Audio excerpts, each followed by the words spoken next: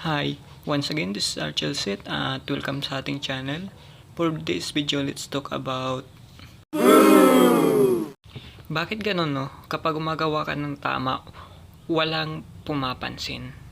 Pero kahit magkamali ka lang ng kunti, wala ka nang ginawang tama sa kanilang paningin. Well, napaka-common ng ganitong issue. Minsan, nagkakaroon ng gap ang mga anak at magulang sa ganitong issue. Ang mga magkaibigan, nag-aaway. Ang mga magjowa, naghihiwalay. Pero, nagkakaganon kasi hindi nila tinitingnan yung brightest side ng ganitong sitwasyon. O masakit mapagsabihan ng kung ano yung mali.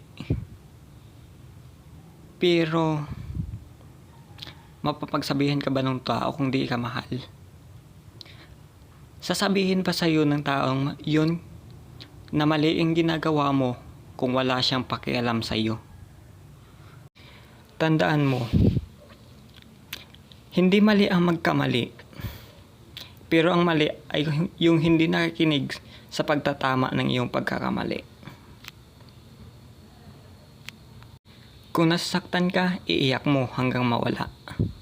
Kasi sa dulo, marirealize mo rin na ginagawa lang nila yung tama para sa'yo.